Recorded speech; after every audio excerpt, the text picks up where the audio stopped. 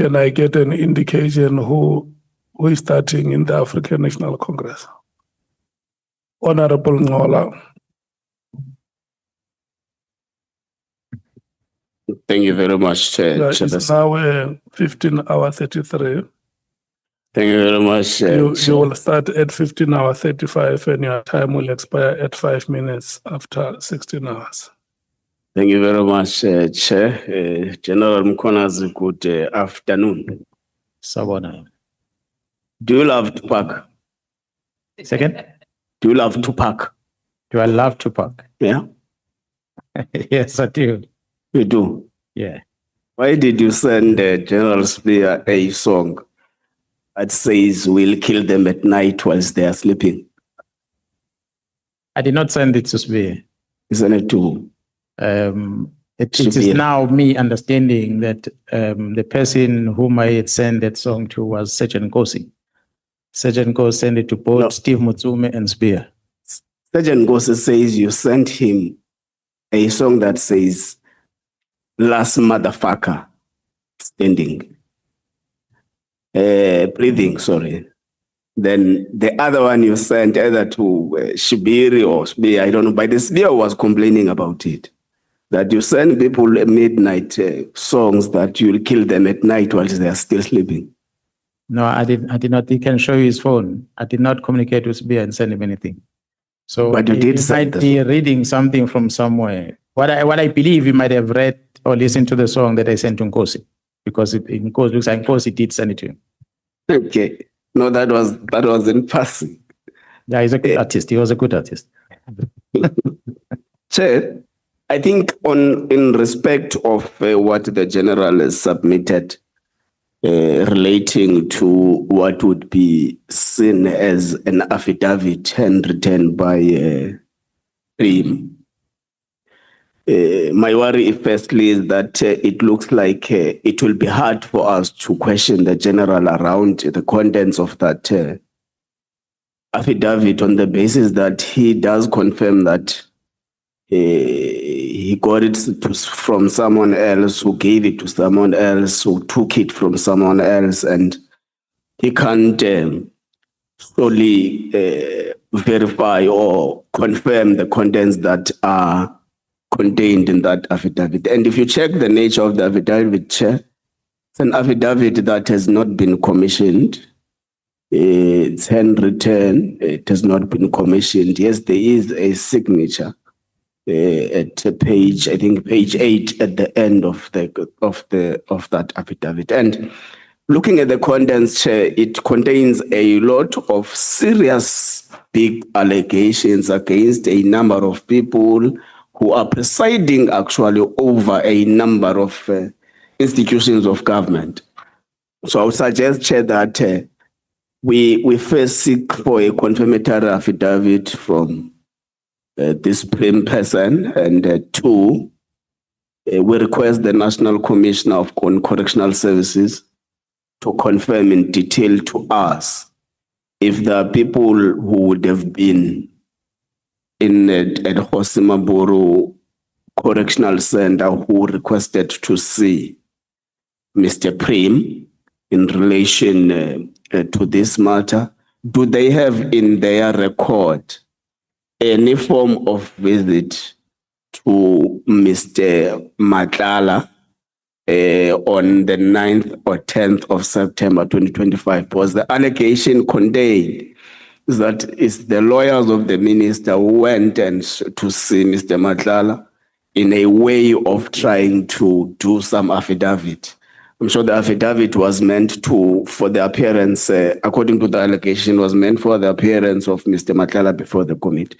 So I think, Chair, from where I'm seated, was he himself will find it difficult to confirm some of the contents in respect of that affidavit. Moving forward, Chair, I want us to go back, General, to the Mlochwa issue. The evidence leader did ask some of the questions. Before you go ahead, must just concretize this and make sure or ascertain that the request that you place on record here has been captured by the secretariat, because I did. When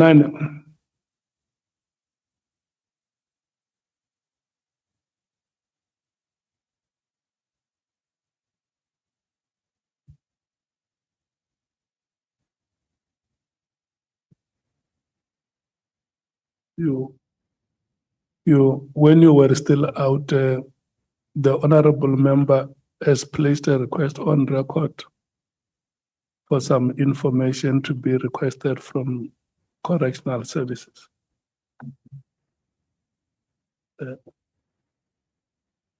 Okay. But I just wanted to make sure that that the request is recorded. Honorable member, you can proceed. Thank you very much, Chair. Thank you. That is confirmed. So, Mr. Mlochwa, General alleges that you unlawfully arrested and detained him on the borders of Mozambique without any form of a warrant, whether it's a search and seizure warrant or a warrant of arrest. He says to this committee, you called, or when I'm saying you, I mean you, maybe you or one amongst your team, called the authorities in Mozambique that he must be delivered to you at the border. So he was made to walk across the border through barefoot, being transferred from the Mozambique authorities to your team. And when he was in Mozambique on the basis of working as part of his business operations. What's your comment on that? Yeah, well, I cannot confirm in terms of how in details he was arrested. What I know is that when they conducted the departmental investigation at his workplace, they had to confirm his legal status in Mozambique. And it was confirmed that the man was in Mozambique illegally. The Border Management Agency submitted a statement where they confirmed they don't have his record crossing the border. The police in Mozambique participated in assisting with that investigation. They engaged with the office, South African High Commission office in Mozambique to help bring the person back. And as a result, the South African High Commission that side issued a temporary passport, one-way transport, for him to be brought back into South Africa. So how did he get to Mozambique? I'm told by the team that they say he was running away with a victim. They took him to Mozambique. That's why he did not clear at customs. So if he was on business, he would have stamped his passport to go across. He came here and he said his passport was taken. But for me, the passport is not the issue. The issue was the authorities that are responsible for stamping the passport, they register you in the system. His name doesn't appear there. So which means, indeed, he did not cross legally. Okay. He played a video of you here in relation to the burning of his house. And he says it is not true that the house was burnt by the community. You guys are doing a cover-up. The police or whoever was working with the police at the time, including a private individual who's a brother to the alleged person who has been kidnapped, connived and did a cover-up, burned the house and said the house was burnt by the community. And he actually brought an affidavit, handwritten affidavit, that he claimed was from the ward councillor. Are you aware of that? No, I'm not aware. However, I saw the videos that were played before this at the committee. I watched them. Okay. So he says also there is a shop just across, close to the property that was burnt. And the police there's a camera in that shop. So police went to the owner of that shop and paid 2,000 rands for them to get the footage and destroy it. What is your knowledge about that? I have the footage from that shop given by the same police that he alleges they destroyed. Do you know about the 2,000? No, I don't know about the 2000, but I know about the footage and I shared it with the evidence leaders. It's a footage that I was saying that we can fly to jail if you so wish. If the team investigated and destroyed it, why did they share that with me? Because they claim that it is part of their case. Okay. He also alleges that you, amongst the people who drove them to a farm, tortured them, made them strip naked, made mockery of them. And he said, your attendance in the torturing was confirmed by his co-accused. That someone who was in the room or in the house or wherever it was in the farm said, because his eyes were wrapped up. So someone said to the co-accused, please tell your co-accused who has arrived. And that person said, is the Provincial Commissioner of SAPS, General Mkhwanazi, who has arrived in the scene where they were tortured. What's your comment on it? Well, there's a total lie. What I'm glad is that if there is a case open to investigate, it will uncover those things. Because from what I was told is that I was implicated to be with the team the entire period, not only in one era. From what I gathered, that I was in the burning of the house, and I was in the arrest in Joburg and every other place. But as I said earlier, the case is investigated by DPCI. DPCI. So I don't know the details, the date when they came in, how they booked them in and out of the correctional facilities, and what did they do after that? I don't have the details. So okay, that's fine. I think let's pass this. Okay, the issue relating to. He says he is a co-complainant in the Nengi case that I plead against you. Are you aware of that? That's what I was told, that all three of them that were arrested, they opened a case. That's what I was informed by Jerusalem.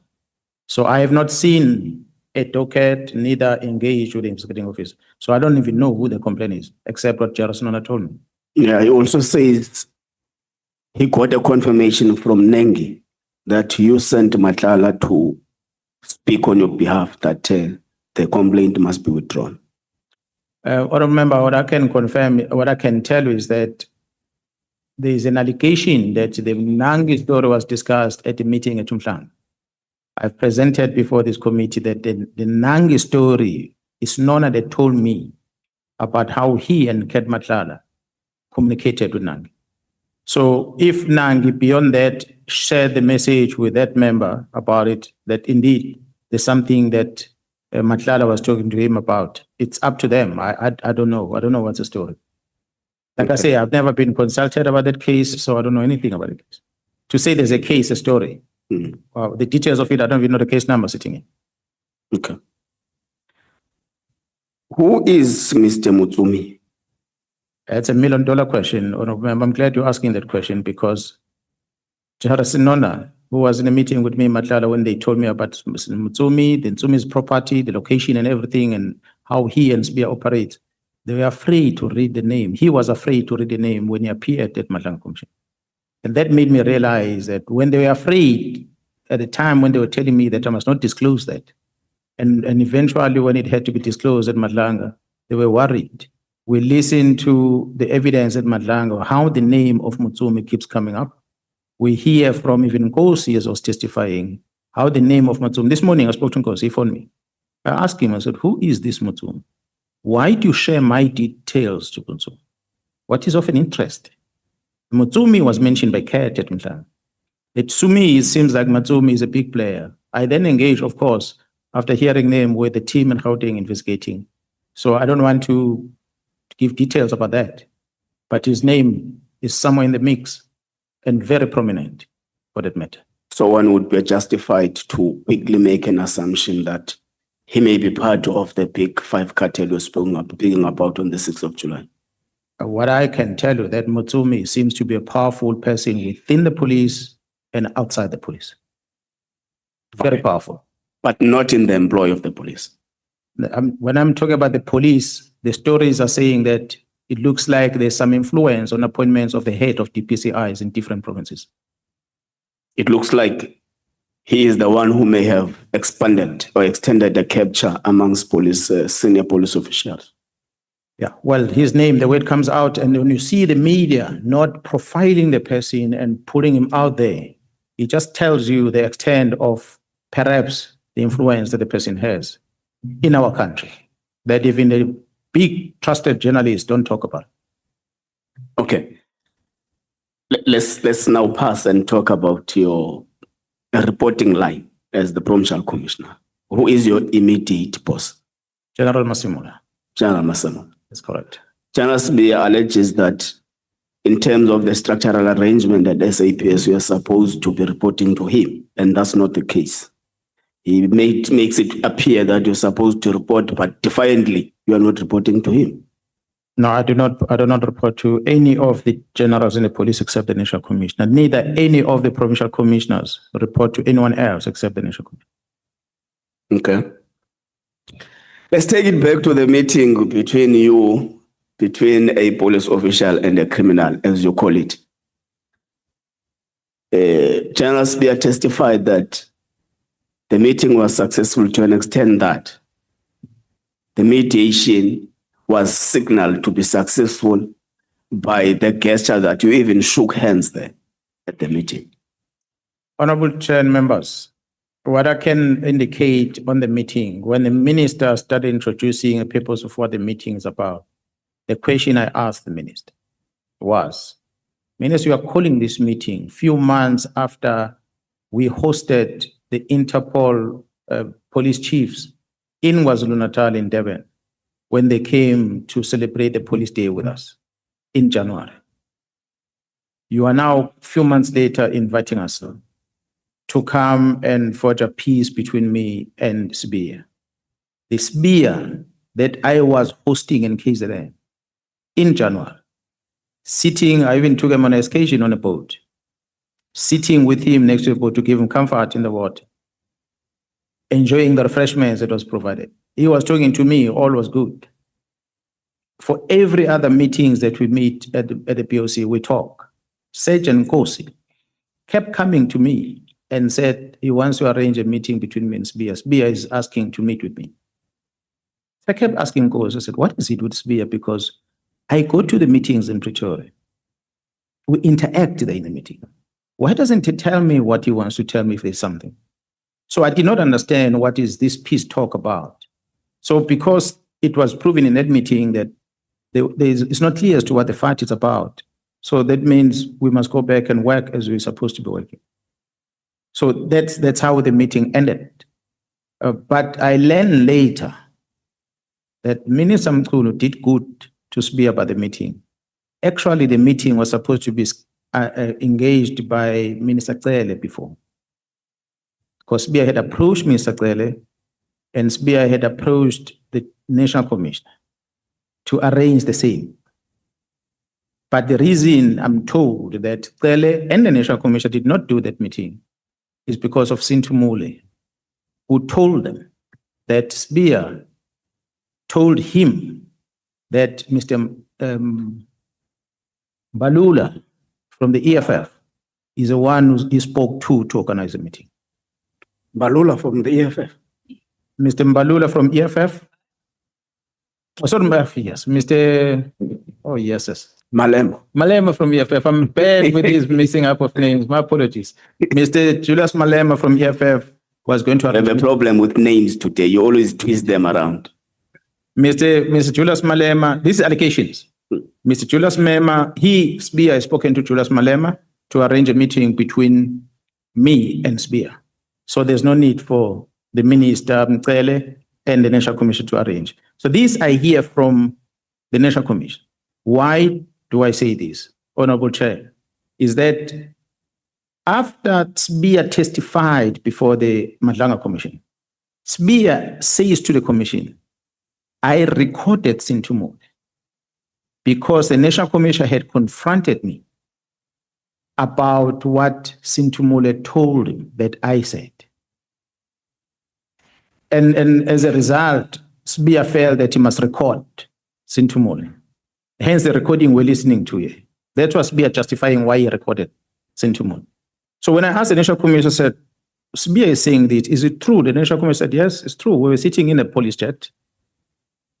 And Sintumule told both, I don't know how the conversation came about, but he told both Tele and the National Commission, he said, no, Sbia he said he's sorted, he has asked Julius to help him to set up a meeting between himself and Jerome Mkhwanazi. So maybe there's no need for you.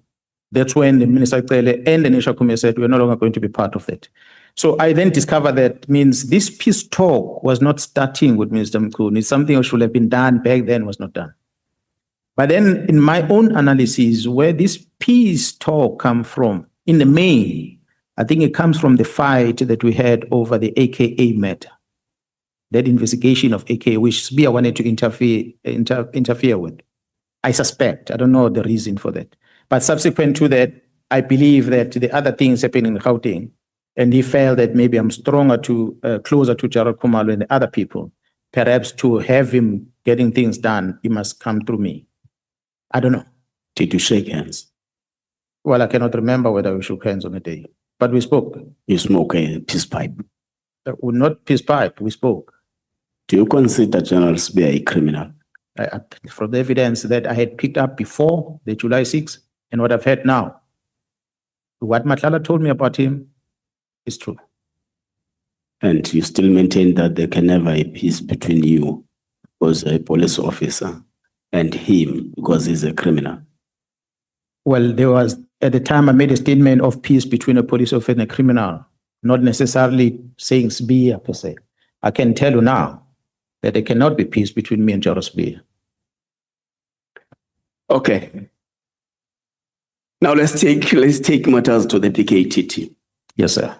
Amongst issues that were testified here by both the minister and General Sbia was that amongst a lot of reasons that has led to the directive of the 31st of December is a work study of 2019 that has enlightened the department to do away mostly with non-permanent structures.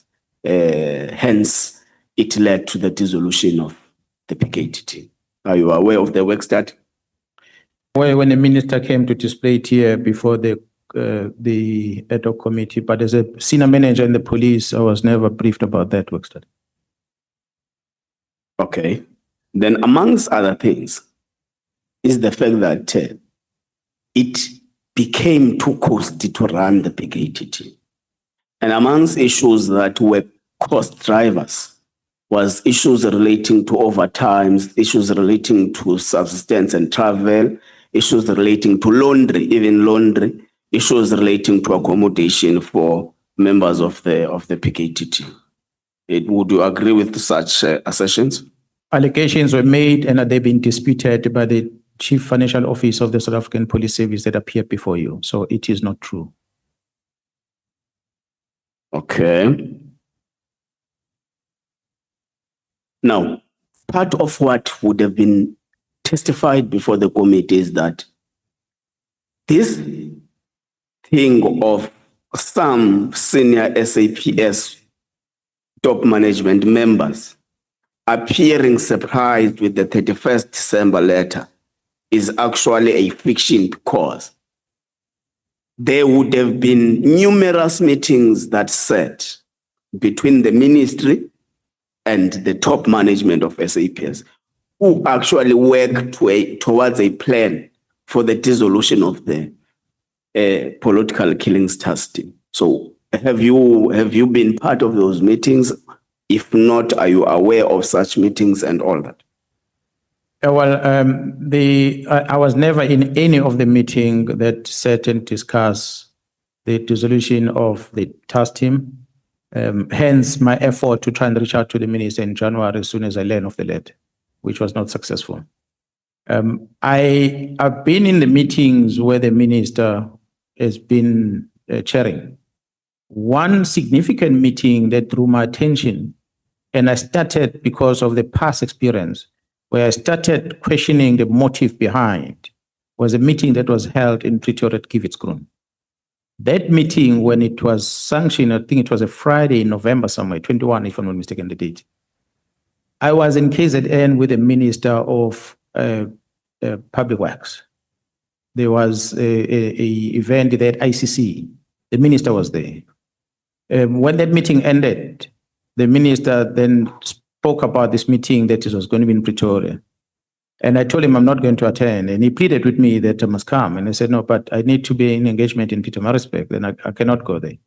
I was summoned to be in Maritzburg. Otherwise, I'm going to have a problem. So he then asked me to negotiate with those people not to attend. And I still said to him, but Minister, you want all the generals there, but the 2 generals are in China. And I think they're coming back on Thursday or Friday. They won't be able to attend the meeting. Then he says, no, well, he's going to check. And he came back to me and said, yeah, no. The 2 generals are landing on Thursday, and on Friday, they're going to be there in the meeting. So I then also got the permission to be excused in the meeting I was supposed to attend. I went to Pretoria because all the generals and the police were invited. So we went to Kivitsgrund. The surprise that happened at Kivitsgrund is that other generals were there, where the minister was there. When General Nqola walked in, next thing the instruction was all those generals from head office are not needed in that meeting. They were excused. He is one of them. They had left the offices, canceled their diaries because of this invitation. When they arrived there, I think because of the presence of Khumalo, things changed.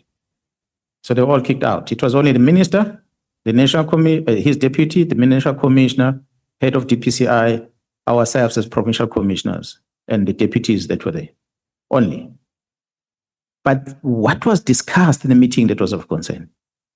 We were given a lecture by Vusi Pikoli, who's a legal advisor of the minister. He gave us a lecture about the Constitution, about the Act, that we, for the past 30 years, we've been enforcing. He was lecturing us about it. The powers of the minister, this. Because I had been part of these transitions in the police over time, I could tell that something is coming. I concluded that something is coming out of this. And I'm going to invite the ad hoc committee to invite the DG, the Director General, who's responsible legally that you have created a structure of government to oversee and guide the Minister of Police in the right thing. And there's a DG at the Civilian Secretariat, Mr. Sboy. In all what you're talking about, there is no DG in part being involved, being consulted, being engaged, advice that he gives. There's nothing. But you go to the Police Act, you find the Civilian Secretariat supposed to do a certain functions. Minister has not been engaged in them, including the letter of December. That DG doesn't know about the letter. And yet legally is appointed to give this advice to the minister. But the only person was directing the minister was Advocate Pikoli. So that lecture, that meeting indicated to me there's something coming. But beyond that meeting, I don't know, up until eventually the letter came out, which itself was not sent to me. So the lecture did not indicate that it's preparing for the dissolution of task teams or a task team. No, it didn't. The emphasis on that letter was to remind us about the powers of the minister. That was the point they were driving. The minister has the powers. The section of the Constitution gives the minister powers. This is the powers of the minister. These are powers of the minister. So at all time, that was a message that was cutting across. That's why I could conclude that I was the senior manager in the police from 2012, or from 2011, actually. So I've seen it all. I could read that something big is coming out of this, although I did not know what it is. So later, when the letter came out, I then started wondering that could it be the build-up to this? So you're also not part of the 1st November and the 22nd November 2024 meetings? No, I was not there. You're also not part of the meetings that were dealing with the organizational structure of SAPS? Honorable Chair and members, the disease that we have in the South African Police Service, again, is that the Police Act gives the powers to the National Commissioner to organize the service, not the minister. So for the minister coming here and say he was part of the structural thing, he gives himself powers that he doesn't have. So the discussion they were having, I was not part of. And I'm sure all the provincial commissioners that are there in terms of the Constitution, they were not invited to be part of. The only engagement we've ever had regarding the new structure, which the minister was referring to, is when we invited in Pretoria the Board of Commissioners. The person who was presiding over the meeting was Gerald Musikiti, if I'm not mistaken, with CB sitting on the high table. The rest of us were in that conference. What was presented in that meeting was the new structure. This new structure that my comment was, we cannot just keep on restructuring without applying our minds. You created division because you want to please someone. A lieutenant general, you're going to pay 2 million rand salary plus the vehicles that you must have, plus the staff in the office. The cost of one lieutenant general, it's a lot of money. So you can't keep on creating structures, blocks that are not well informed. So that was engagement. I'm sure you can find minutes of that. That is the only time where we engage on the structure. But we said, in any way, we are talking about the structure. The only National Commission has the powers. The structure presented to us is already signed. So we are just discussing after the fact. We can't do anything about it. So whether what led into that structure being the blocks is put and the National Commission signing was preceded by a meeting with the minister, we were not part of it, at least provincial commissioners, I can speak on their behalf. Okay. Now, the evidence leader asked you about a funeral of Mandla, whom you regarded as your friend and a brother. Were you very close to Mr. Mandla Mahlangu? I was not very close to Mandla Mahlangu, but I was close to his brother, his elder brother. I happened then to get to know Mandla, but to the extent that we can say we're close, not much. Were you the first? For a typical example, when I go to a soccer stadium, I'll go with his brother, not him. Okay. Yeah, so he's not a person that I was having that relationship, but I knew him because of his brother. Were you the first one or among the first people who arrived at the crime scene when he was shot dead? I will not remember exactly who was there, but to the extent that the brother called me to go to the crime scene, so somebody might have have witnessed the murder and contacted the brother. And for me to travel from Montana to get to that plot, surely there might have been people in there. I cannot remember because it's not what is in my head. But definitely there will have been people in there. But who it was, what I know, his brother was not there because he's the one who asked me to come to early. But do you understand this insinuation in that statement, without having been expressly said, is that it may happen that you would have known about that prior it happened, hence you were amongst the first people, if not the first person to arrive at the crime scene. And it goes further when it is testified by Mr. McBride that time Mkhwanazi was even in HR. So an insinuation that people would have been expected to arrive earlier are the police officers on duty in preventing crime.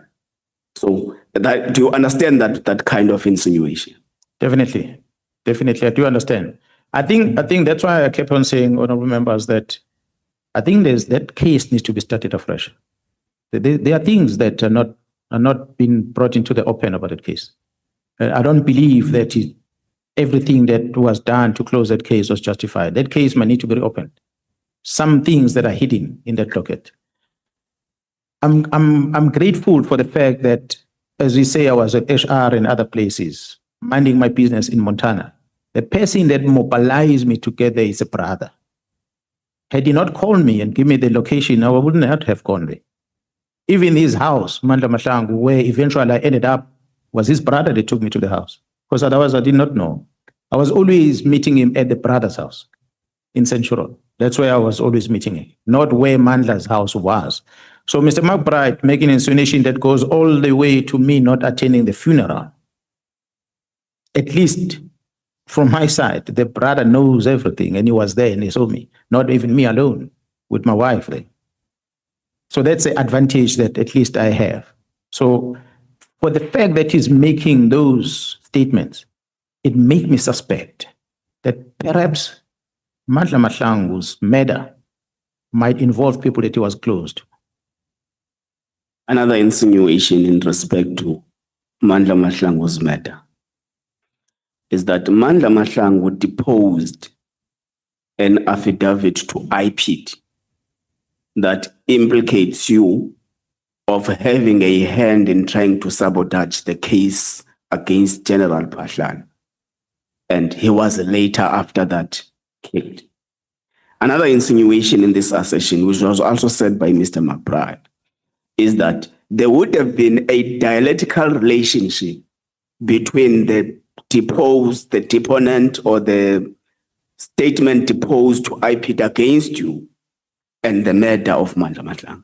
Do you understand that insinuation as well? I do very well. What is your take on it? Oh, the question is why to date Mkhwanazi has never even at least been brought to be questioned about that by a person who claims to have led the investigation and is still part of the security cluster. Why to date he has never been caught?